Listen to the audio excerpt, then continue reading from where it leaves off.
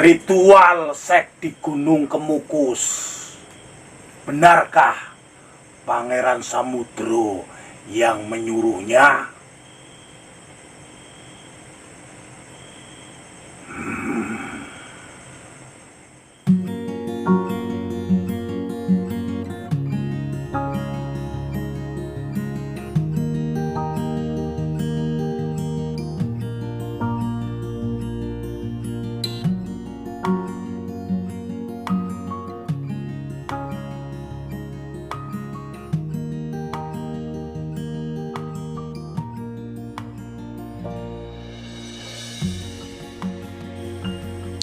Pangeran Samudro merupakan putra dari seorang Raja Majapahit yang lahir dari ibu selir bernama Raden Ayu Ontrowulan.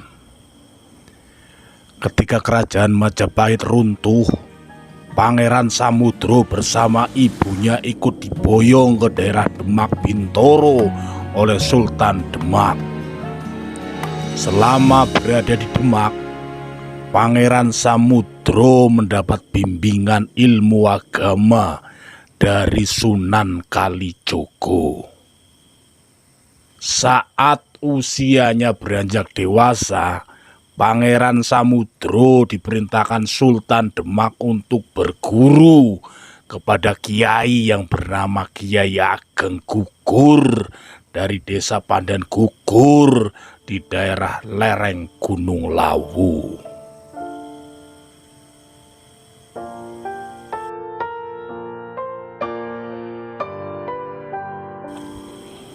Perintah kepada Pangeran Samudro ini mengandung misi suci, yaitu menyatukan saudara-saudaranya yang telah terpisah lama. Didampingi 2 orang abdi, Pangeran Samudro memulai perjalanan spiritualnya untuk berguru kepada Kiai Ageng Gugur. Hari demi hari, Pangeran Samudro belajar agama Islam secara lebih mendalam kepada Kiai Ageng Gugur. Setelah berhari-hari belajar ilmu agama, Pangeran Samudro baru mengetahui kalau Kiai Ageng Gugur merupakan kakak kandungnya sendiri. Selesai berguru, Pangeran Samudro bersama 2 abdinya kembali ke Demak. Mereka berjalan ke arah barat dan sampailah di daerah bernama Gondang Janalas yang kini dikenal dengan Gemolong. Di sana Pangeran Samudro beristirahat untuk melepaskan lelah. Setelah dirasa cukup, Pangeran Samudro kembali melanjutkan perjalanan ke arah barat dan sampai di suatu tempat di Padang atau Roro yang kini terkenal di Dusun Bogorame, Desa Purworejo, Gemolong. Di tempat inilah Pangeran Samudro terserang penyakit panas. Walaupun demikian, perjalanan menuju Demak tetap dilanjutkan. Dalam perjalanan itu, Pangeran Samudro semakin berat melangkahkan kakinya. Badannya sudah tidak mampu tegak saat berjalan. Dia berjalan sambil doyong atau sempoyongan, bahkan hampir jatuh. Lokasi itu kemudian disebut dengan nama Desa Doyong.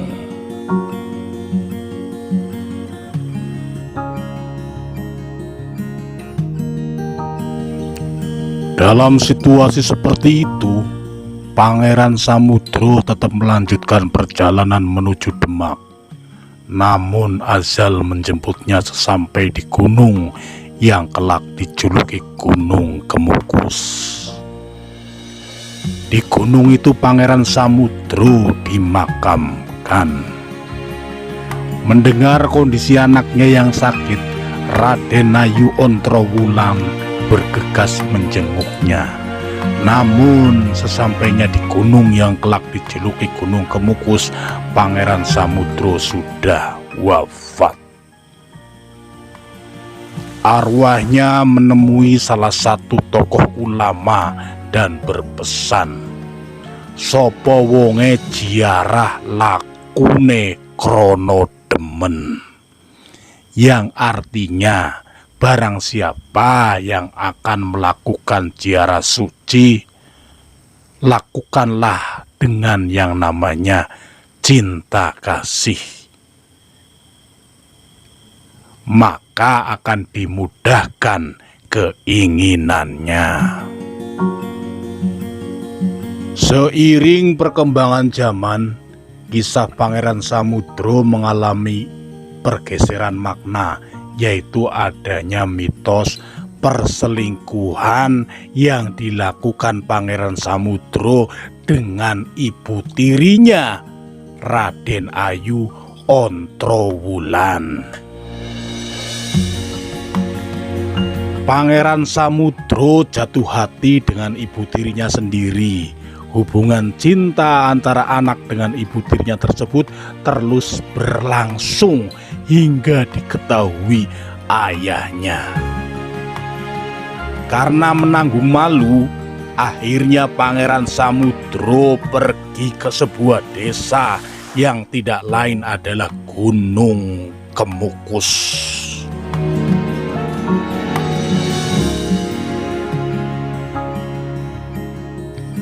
Ibu tirinya yang juga memendam rasa sayang yang mendalam terhadap Pangeran Samudra segera menyusulnya dan berharap bisa melepas kerinduan. Akhirnya keduanya memutuskan untuk melakukan hubungan badan layaknya suami istri. Naas, perbuatan mereka diketahui warga dan akhirnya dihukum warga hingga ajal menjemput mereka. Konon, mitosnya sebelum meninggal Pangeran Samudro berpesan, barang siapa yang bisa melanjutkan hubungan tersebut sebanyak 3 kali, maka terkabullah semua permintaannya. Dari mitos yang berkembang tersebut, akhirnya banyak sekali masyarakat yang percaya dan datang untuk berhubungan intim dengan orang yang bukan pasangannya demi terkabul permintaannya. Versi yang lain yaitu selang beberapa waktu setelah dikuburkan, arwah Pangeran Samudra mendatangi tokoh masyarakat dan menyampaikan pesan yang sama, yaitu barang siapa yang bisa melanjutkan hubungan tersebut maka terkabullah semua permintaannya. Konon makam Pangeran Samudra yang sering mengeluarkan asap yang berwarna hitam, asap dalam bahasa Jawa disebut kukus, sehingga gunung tempat pemakaman Pangeran Samudro disebut Gunung Kemukus.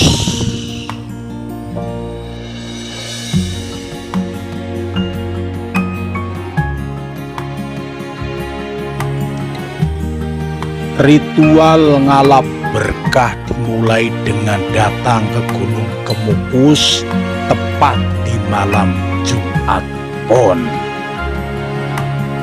Sesampainya di Gunung Kemukus, peziarah melakukan mandi atau membersihkan diri di Sendang Ontrowulan yang jaraknya sekitar 300 meter dari makam Pangeran Samudro. Seusai mandi, maka peziarah bisa melanjutkan ritual dengan datang ke makam Pangeran Samudro. Di makam sudah ada juru kunci yang siap melayani. Peziarah kemudian menyampaikan maksud dan juga tujuannya. Setelah bertemu dengan juru kunci, maka peziarah langsung masuk ke makam utama Pangeran Samudro dan Ontrowulan untuk menyampaikan hajatnya atau keinginannya. Selanjutnya melakukan permohonan untuk bersetubuh sebanyak 7 kali dengan pasangan yang telah disediakan dan dirasa cocok. Setelah selesai berhubungan seks sebanyak 7 kali dengan satu pasangan, ritual diakhiri dengan tirakatan lek-lekan atau begadang hingga pagi menjelang.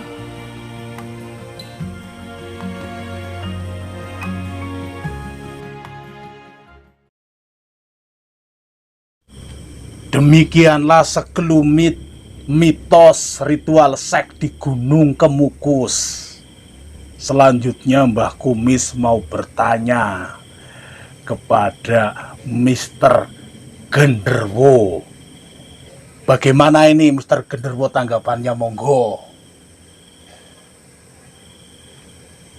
Tanggapan saya terkait cerita tersebut di atas,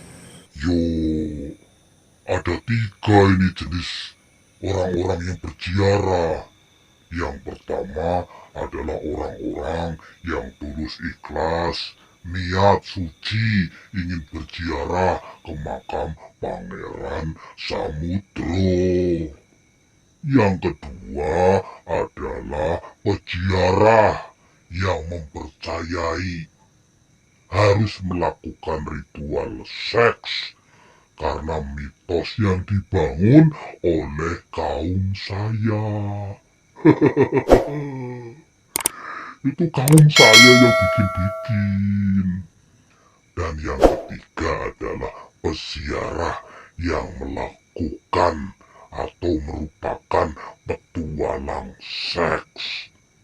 Nah, itu lebih setan daripada saya, peziarah yang nomor 3. Nah, Mbak Kumis bagaimana? Yang nomor berapa? Nomor 1, nomor 2, atau nomor 3? Dan bagaimana dengan sedulur semua?